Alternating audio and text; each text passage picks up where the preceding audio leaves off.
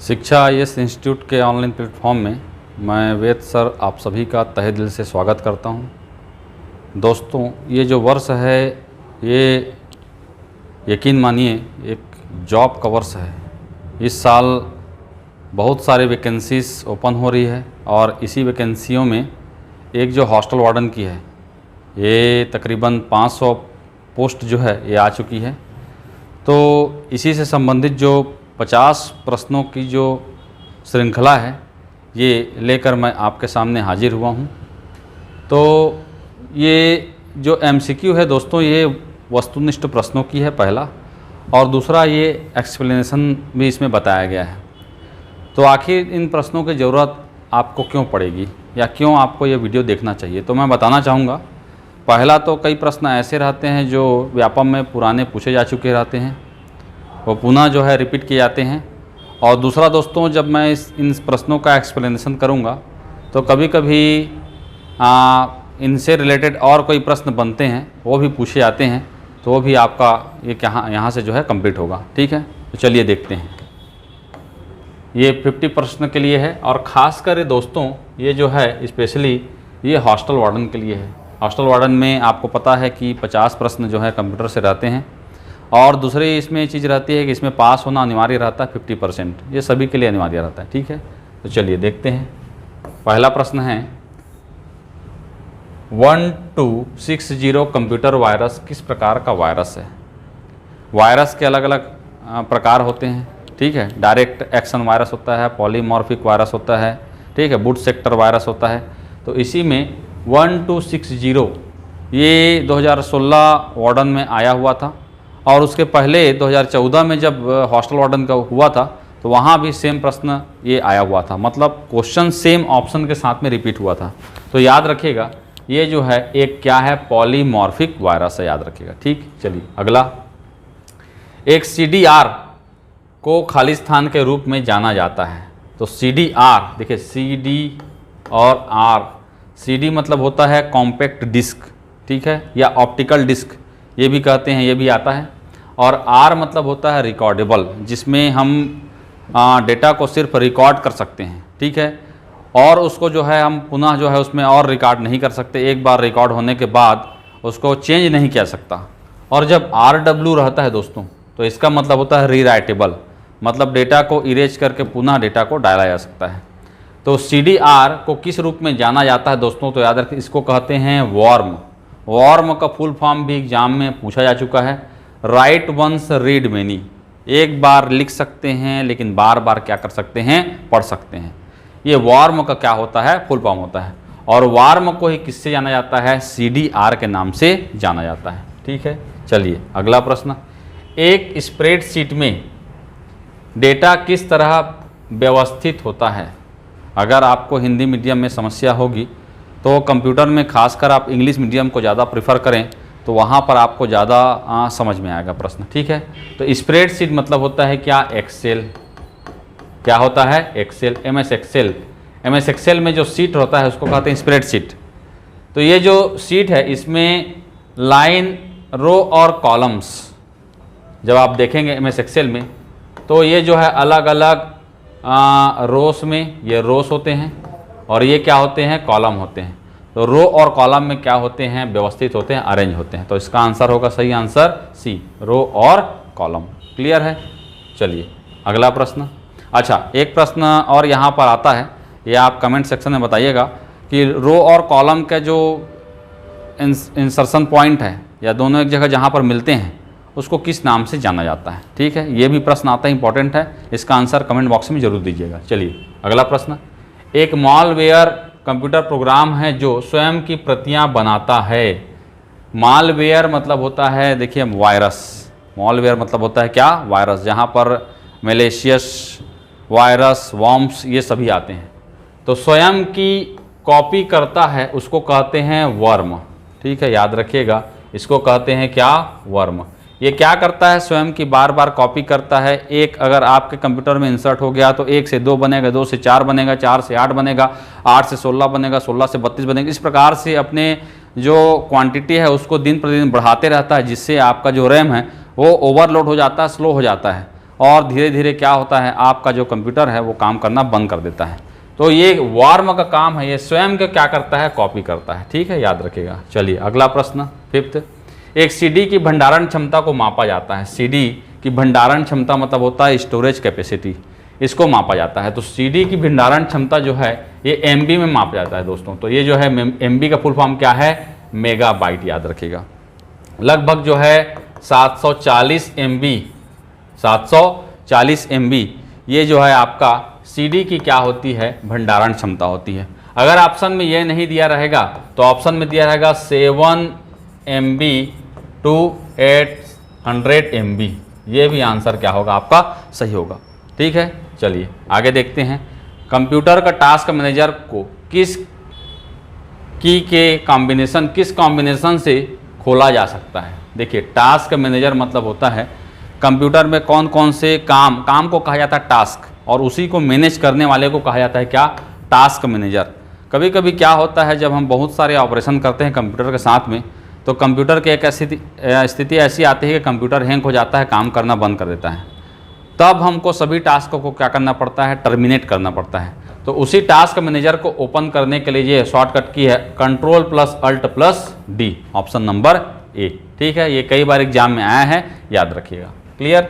चलिए अगला प्रश्न, प्रिंटर की गति को नापने के लिए किस यूनिट का प्रयोग किया जाता है या उपयोग किया जाता है। ठीक है, तो पहला ऑप्शन CPL, ये CPL है, ये LPM है, ये PPM है। ठीक है, तो कंप्यूटर में जो प्रिंटर है इसकी गति होती है CPL, नहीं यहाँ पर CPS है। CPS का फुल फॉर्म होता है कैरेक्टर पर सेकेंड। क्लियर। अलग अलग प्रिंटर की गति को अलग अलग यूनिट के माध्यम से मापा जाता है। तो CPS मतलब होता है कैरेक्टर पर सेकेंड, LPM मतलब होता है लाइन पर मिनट, और PPM मतलब होता है पेज पर मिनट। तो CPS जो है ये कैरेक्टर प्रिंटर जो रहते हैं इसकी स्पीड मापी जाती है। LPM से जो है लाइन प्रिंटर जो रहते हैं, जैसे आपका इंकजेट प्रिंटर वगैरह है, इससे मापी जाती है। और PPM मतलब होता है पेज पर मिनट। ठीक है, तो ये जो है लेजर प्रिंटर की स्पीड मापी जाती है। तो इसका आंसर होगा क्या, उपरोक्त सभी। ठीक है, चलिए अगला प्रश्न, गूगल की डिजिटल पेमेंट सिस्टम को कहते हैं। देखिए जैसे पेटीएम हम यूज़ करते हैं, फ़ोन पे यूज़ करते हैं, उनका वॉलेट होता है, वैसे गूगल का एक वॉलेट होता है, गूगल वॉलेट। ये डिजिटल क्या है, पेमेंट सिस्टम है। क्लियर है, याद रखिएगा। चलिए आगे, निम्न में से कौन सा सर्च इंजन विशेषकर साइंटिफिक इंफॉर्मेशन के लिए यूज़ किया जाता है। तो देखिए यहाँ पर खासकर ये जो है साइरस, याद रखिएगा। क्या है आपका, साइरस। ये वैज्ञानिक जो इन्फॉर्मेशन है, ठीक है, इससे संबंधित जो डेटा है उसको सर्च करने के लिए इसका प्रयोग किया जाता है, साइरस का। चलिए अगला प्रश्न, कंप्यूटर माउस किस प्रकार का डिवाइस है। तो कंप्यूटर माउस दोस्तों याद रखिएगा एक इनपुट डिवाइस है। इसी को माउस को ही और किस नाम से जाना जाता है दोस्तों, तो याद रखिएगा इसको पॉइंटिंग डिवाइस के नाम से भी क्या किया जाता है, जाना जाता है। ठीक है, और कौन कौन से पॉइंटिंग डिवाइस होते हैं इसको भी आप पढ़ लीजिएगा, बहुत इंपॉर्टेंट है। ठीक है, चलिए अगला प्रश्न, fill in the blanks multimedia application या सॉफ्टवेयर नहीं है। जहाँ पर नहीं है दोस्तों याद रखिएगा इसको अंडरलाइन कर लेना है। तो देखिए मल्टीमीडिया जो है पावर पॉइंट है, इसको काट दीजिए। ठीक है, मल्टीमीडिया फ्लैश है, इसको भी काट दीजिए। और कंप्यूटर गेम भी क्या होता है, मल्टीमीडिया होता है। ठीक है, तो ये जो है कौन सा आंसर होगा, पेज मेकर। क्लियर। चलिए अगला, वेबसाइट जो कि कंटेंट को एडिट, मॉडिफाई, क्रिएट और डिलीट करने की अनुमति देता है उसको कहते हैं, तो उसको कहते हैं दोस्तों ब्लॉग्स। याद रखिएगा इसको कहते हैं क्या, ब्लॉग्स। एक ऐसा वेबसाइट होता है ब्लॉग्स, ठीक है, जिसमें हम कंटेंट को एडिट, मॉडिफाई, डिलीट वगैरह सब कर सकते हैं। क्लियर। चलिए अगला प्रश्न, high density double side floppy disk, कुल मिलाकर ये फ्लॉपी डिस्क के बारे में पूछा है। ठीक है, ये डेटा स्टोरेज की कैपेसिटी कितनी होती है। तो फ्लॉपी डिस्क की स्टोरेज कैपेसिटी होती है 1.44 MB। याद रखिएगा, आराम से देख के बनाना है, जहाँ पर MB लिखा रहेगा उसको भी सिर्फ 1.44 को देख के मत करना, 1.44 के बाद में MB जो लिखा है उसको देख के करना है। ठीक है, तो 1.44 MB जो है किसकी, फ्लॉपी डिस्क की स्टोरेज कैपेसिटी होती है। चलिए आगे, खाली स्थान के उपयोग से डेटा एक बार से अधिक बार नहीं लिया जा सकता।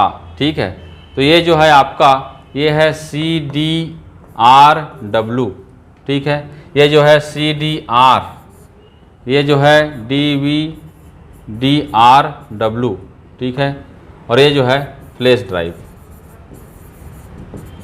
तो एक से अधिक बार उपयोग नहीं लाया जा सकता, कहने का मतलब ये होगा कौन सा, CDR।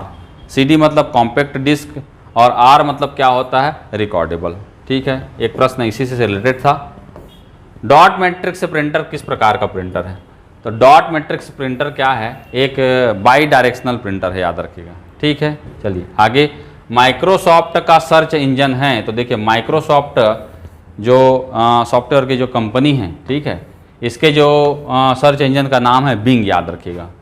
अल्टा विस्टा, इसको बाद में याहू ने 2005 में खरीद लिया था, तो याहू का है। गूगल खुद वेबसाइट है, इसका सर्च इंजन का नाम ही क्या है, गूगल है, याद रखिएगा, ठीक है। चलिए, तो इसका सही आंसर होगा कौन सा, बिंग, ठीक है, माइक्रोसॉफ्ट का सर्च इंजन है। चलिए आगे देखते हैं, Windows MS DOS operating system के बीच मुख्य अंतर क्या होता है, दोनों के बीच मेजर डिफरेंस क्या है? तो दोनों के बीच मेजर जो डिफरेंस है ये मल्टीटास्क का होता है। MS DOS जो है सिंगल टास्किंग होता है, मतलब एक समय में हम एक ही काम कर सकते हैं, जबकि MS विंडो जो है ये मल्टीटास्किंग होता है, एक समय में हम बहुत सारे काम कर सकते हैं, ठीक है। नेक्स्ट है, निम्नलिखित में से कौन सा वैध IP एड्रेस है, कौन सा वैलिड IP एड्रेस है? देखिए, तो IP एड्रेस हमेशा याद रखिएगा 0 से लेकर 255 के बीच में होता है, वही वैलिड IP एड्रेस होता है। तो इसमें जो है 0 से लेकर 255 तक यही है, बाकी सभी में देखिए यहाँ पर ये 255 से ज़्यादा, 255 से ज़्यादा, ये भी क्या है 255 से ज़्यादा। तो 0 से 255 के बीच में जो रहेगा वही क्या है, आपका वैलिड IP एड्रेस है, ठीक है। चलिए अगला प्रश्न, इनमें से कौन से कुछ ऐसे क्षेत्र हैं जहां कंप्यूटर महत्वपूर्ण रोल अदा करते हैं? तो देखिए आज की डेट में शिक्षा में, जैसे एजुकेशन जो होता है, ई कॉमर्स वगैरह हो गया, ठीक है, विभिन्न प्रकार के जो है हम लोग यूट्यूब में वीडियो वगैरह देखते हैं, जैसे अभी देख रहे हैं। साइंस में भी यूज़ किया जाता है, स्वास्थ्य हेल्थ में भी यूज़ किया जाता है। तो इसका जो आंसर होगा क्या, आजकल सभी क्षेत्रों में कंप्यूटर का यूज़ किया जाता है, उपरोक्त सभी।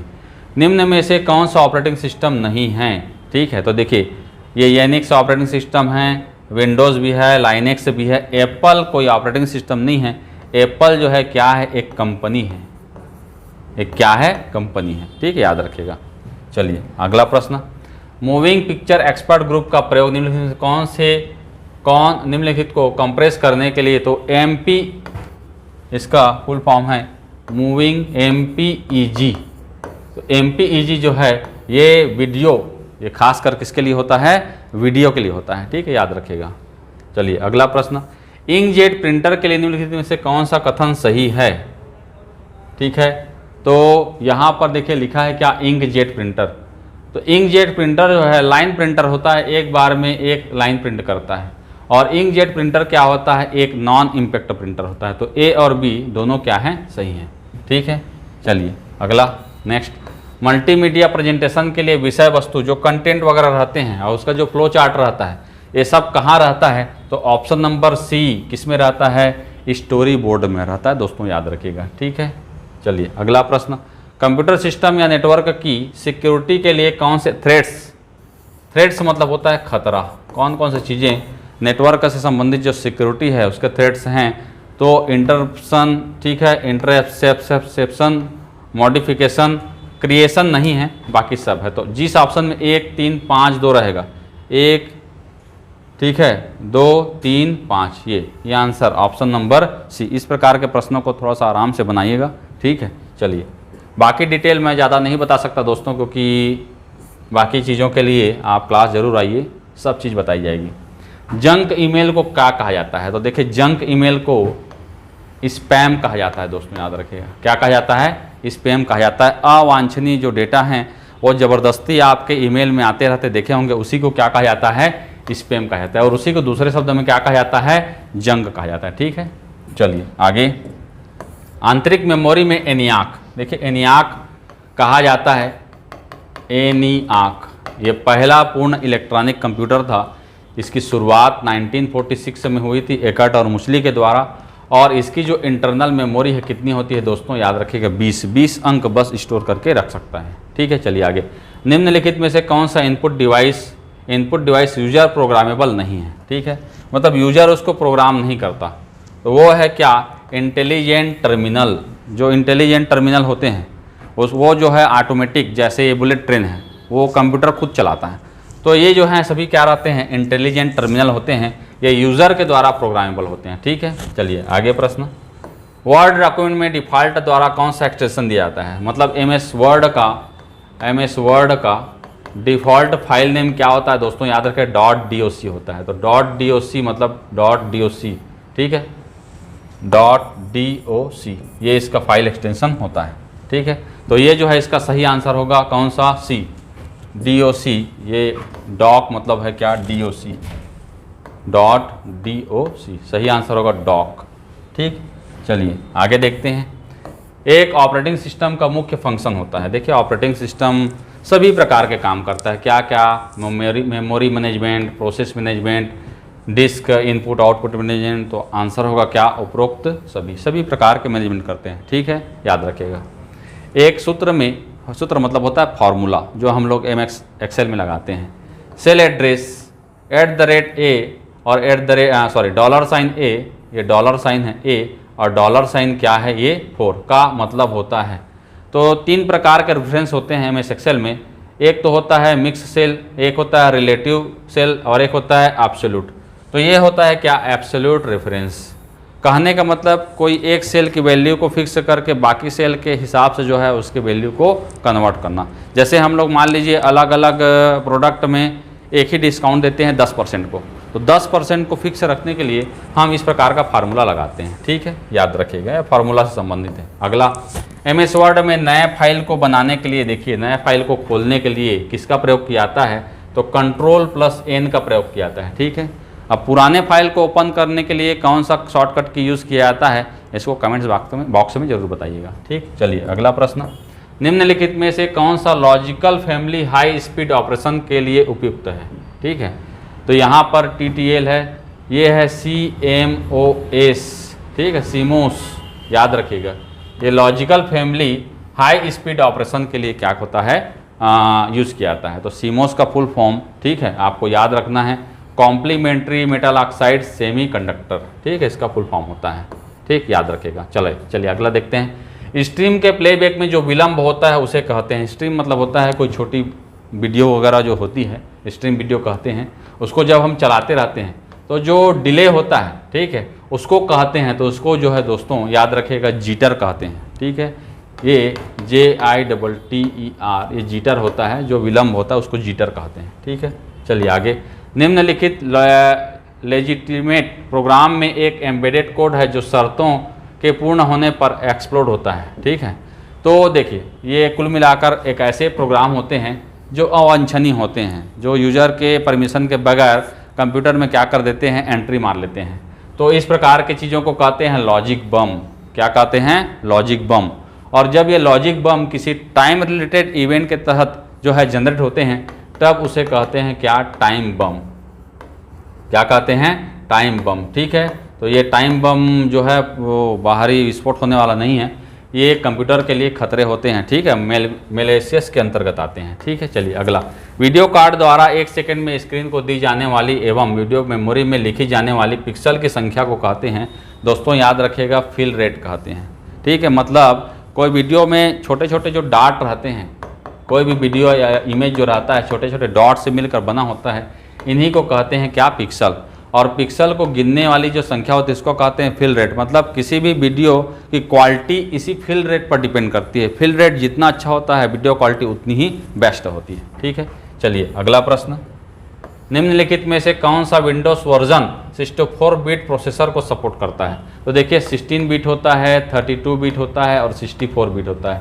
ये सभी बिट जो है ये बिट सपोर्ट कहते हैं इसको, ठीक है। मतलब कोई भी प्रोसेसर एक बिट जो है ट्रांसफ़र करने की स्पीड को बताता है, ये प्रोसेसर के डेटा को ट्रांसफ़र करने की क्या बताता है, स्पीड को बताता है, ठीक है।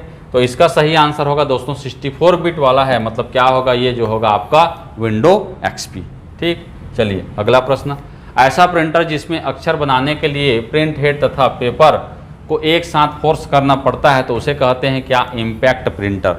जहाँ पर 3 चीज़ें होती हैं। सबसे पहला होता है एक इंक लगा रिबन, उसके बाद में प्रिंट हेड और उसके बाद में पेपर। तो तीनों के संपर्क से ही जो है इसमें प्रिंट होता है। तो इस प्रकार के प्रिंटर को क्या कहते हैं? इम्पैक्ट प्रिंटर कहते हैं। और यही जो है नॉन इम्पैक्ट प्रिंटर, इसमें आता है कौन सा दोस्तों? Laser printer. याद रखिएगा क्या आता है? Laser printer. सबसे फास्ट लेजर प्रिंटर ही होता है। बैंक एल्गोरिथम में उपयोग किया जाता है, ठीक है।